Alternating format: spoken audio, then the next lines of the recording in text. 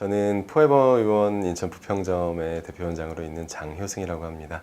처음 이제 기계를 데모를 해봤을 때 일단 시술할 때 시술 속도가 상당히 빠른 편이었고요. 그리고 의사로서 유저로서 시술할 때 어떤 그 체력적인 부담이나 이런 게 좀 덜했고 시술의 정확성 테스트를 했을 때 정확성도 좀 높은 편이었습니다. 그리고 이제 제가 또 조금 중요하게 생각하는 부분 중에 하나가 유저 인터페이스. 그러니까 의사가 사용할 때 조작법이 너무 어렵거나 직원들이 세팅할 때 좀 너무 어려우면 안 되니까 유저 인터페이스가 굉장히 수려하고 환자들이 보기에도 기계의 모양이 좀 예쁜 편이에요.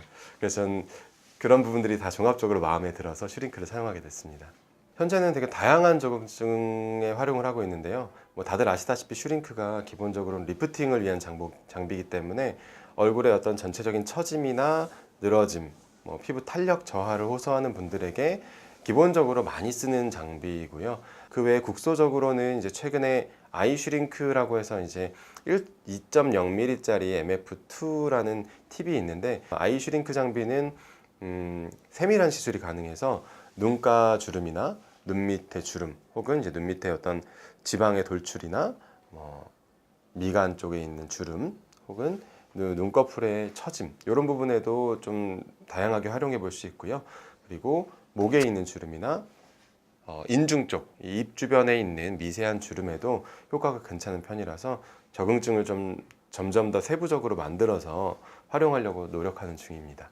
저희 병원에서 많이 하는 방식은 슈링크가 가져다 주는 피부의 어떤 탄력 증가나 리프팅 효과, 거기에 이제 피부의 어떤 기본적으로 피부가 좀 얇아져 있는 분들, 잔주름이 많은 분들의 해결을 동시에 원하는 분들이 많이 계시거든요. 그래서 슈링크를 베이스로 하면서 피부 자체가 얇고 탄력이 너무 부족한 분들에게는 PDRN 성분이나 PN 성분이 주가되는 주사 시술이 있어요. 그런 주사 시술을 좀 같이 권해서 피부가 많이 얇아져 있는 부위들, 모공이 좁은, 모공이 넓어져 있는 뭐 앞광대 쪽이라든지 눈 주변이라든지 입 주변이나 턱선 같은 데 시술을 하는 경우도 있고요. 이 슈링크 시술을 하고 나면 받아보신 분들 대부분이 얼굴이 좀 당기는 느낌이 납니다. 뭔가 안으로 달라붙었다는 표현을 이제 환자들 표현으로는 달라붙은 것 같다는 느낌을 많이 말씀하시는데 티가 나지 않는 시술임에도 불구하고 얼굴이 좀 달라붙어 보이면서 타이트닝이 된다고 하죠. 타이트닝이 되면서 컨투어, 그러니까 늘어져 보이는 얼굴의 모양이 개선되는 점, 그리고 눈가나 눈 밑에 쓴 아이 슈링크 같은 경우에는 하고 나면 약간 즉각적인 효과가 있습니다. 주름 개선에 효과가 있어서 그런 부분들에 있어서 환자분들의 만족도가 높은 편입니다. 가장 크게 변화한 점들은 물론 외관도 많이 변했지만 슈링크라는 기계로 이제 울트라 퍼머 1, 2, 3가 업그레이드 되면서 유저 입장에서 봤을 때는 기계 시술의 일관성이 굉장히 많이 향상된 부분이 실질적으로 많이 와닿는 부분이고요. 당연히 그게 환자에게 있어서도 일관된 결과, 안전한 효과 등을 낼 수 있기 때문에 체감하는 안전성이 향상된 부분들이 가장 마음에 많이 와닿는 부분인 것 같습니다. 저도 업체에서 준 프로토콜 전부 다 그대로 이용하지는 않고 있고요. 이거는 애초에 프로토콜이 잘못되어서라기보다는 프로토콜을 우리 병원에 맞는 환자들, 우리 병원 환자들에게 맞는 방식으로 조금 모디파이해서 사용한다고 생각하시면 될 것 같아요. 발생 가능한 문제들을 제가 이제 저희 학회 내에서 이제 공유하면서 분류해 본 게 한 3가지 정도 있는데요. 첫 번째는 이거는 실제로 경험한 분들이 계실 것 같아요, 많이. 의도치 않은 지방의 위축을 경험할 수 있습니다. 제일 문제가 되는 게 이제 볼 쪽이거든요. 여기가 쏙 나중에 들어가 버리면 환자 입장에서는 당연히 좋아할 리가 없기 때문에 그런 부분들을 의도적으로 좀 피해서 시술한다거나 하는 사전 예방이 가장 좋을 것 같습니다. 그거는 이미 사후에는 좀 돌이키기가 어려웠던 것 같고요. 그리고 이제 방금 얘기했던 대로 피부에 화상을 입힐 수 있어요. 요거는 저처럼 컨택이 잘 안 돼서 좀 팁을 약간 떨어뜨리게 되면서 입는 화상의 부분도 있겠고, 그리고 방금 전에 얘기했던 좀 중첩해서 여러 샷을 한 부위에 쏘게 됐을 때 입을 수 있는 화상 또한 있는데, 이 화상은 발생하는 즉시 화상 처치에 준해서 적극적으로 치료를 하는 게 중요합니다. 흔치 않은 불편감이라고 좀 표현하는데, 흔치 않은 불편감 중에 일시적인 그 감각 이상이나 운동신경의 저하를 경험하는 경우가 있어요. 예를 들면 대부분의 경우에는 한 2주에서 한 달 정도 시간이 지나면 말초신경의 경우에는 거의 99%는 돌아오는 것 같아요. 저도 돌아오지 않았다는 케이스는 들어본 적이 없긴 한데 그래서 대부분의 경우 옵저베이션에서 경과 관찰을 해주면 환자를 안심시키고 경과 관찰을 하면 충분히 돌아올 수 있기 때문에 그런 부분들은 너무 걱정하지 않아도 될 것 같고요.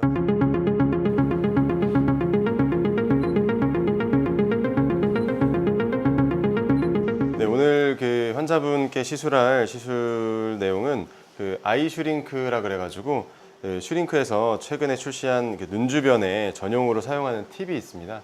그 팁을 눈 앞꼬리와 눈 밑 그리고 눈가, 눈꺼풀까지 어떻게 하면 안전하고 효과적으로 시술할 수 있는지 그 내용을 가지고 좀 시술을 해보려고 합니다.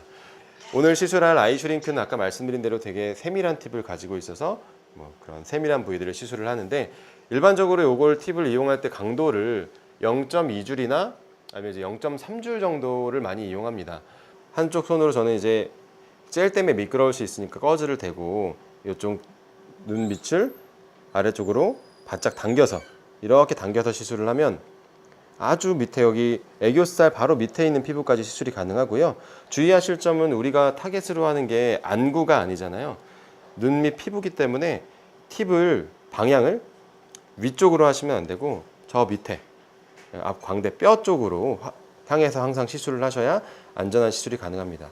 시술 자체는 이제 한 번의 패스에 5번 정도 시술을 하는데 이걸 이제 슈링크의 또 장점 중에 하나가 시술할 때 이렇게 한 번 시술하고 옮겨서 또 한 번 시술할 수도 있지만 다시 한번 보자면 연달아서 누르고 있으면 시리얼하게 계속 나갑니다. 그래서 한 번 하고 두 번 하고 세 번 하고 네 번 하고 이렇게 이어서 시술이 가능하기 때문에 또 시술 속도를 좀 빠르게 할 수 있고요. 방금 보신 대로 눈 밑에 한 줄에 한 4, 5번 정도 시술을 하고 또 옆쪽으로 옮겨서 다시 방향은 아래쪽으로 하고 한 번, 또 옮겨서 두 번, 세 번, 네 번, 5번 이렇게 시술을 합니다. 그리고 눈 가쪽도 방향을 세로로 하는 분들도 계시고 가로로 하는 분들도 계신데 저는 좀 격자로 하는 걸 선호하는 편이라서요.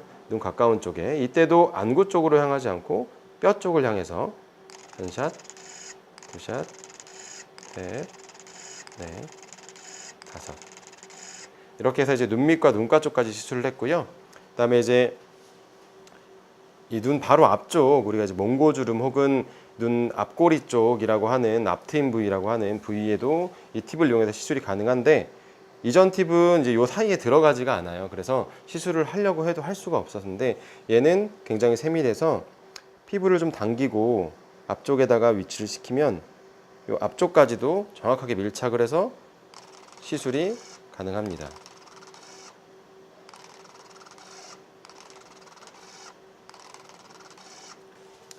앞쪽부터 해서 5샷씩 하나, 둘, 셋, 4번 쏘면 20샷을 쐈잖아요.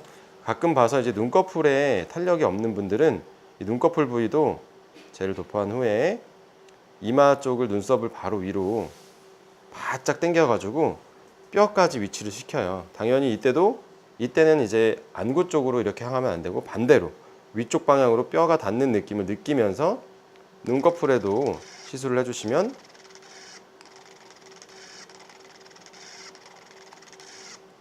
눈꺼풀의 탄력을 증가시킬 수 있는 효과가 있습니다. 반대쪽도 마찬가지로 중간 애교살 바로 밑에 부위부터 아래쪽 방향을 향하고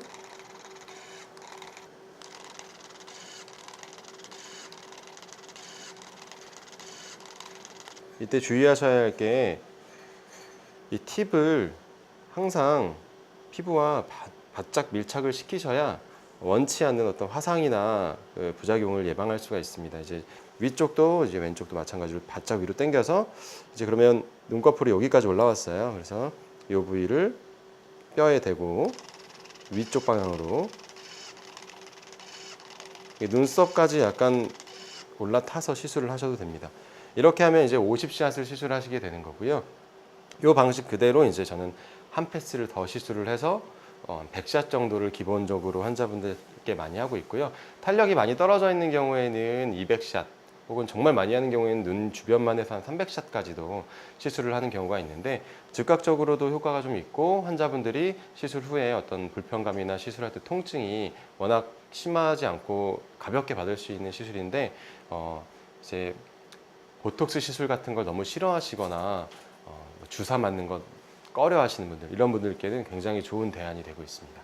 눈썹에 어떤 하수가 있거나 이 이마를 좀 위로 당기고 싶다 하시는 분들이 계시면 이 팁을 이용해서 이 이마 부위까지 쭉 연달아서 시술을 하셔도 괜찮은 효과를 보실 수가 있어요.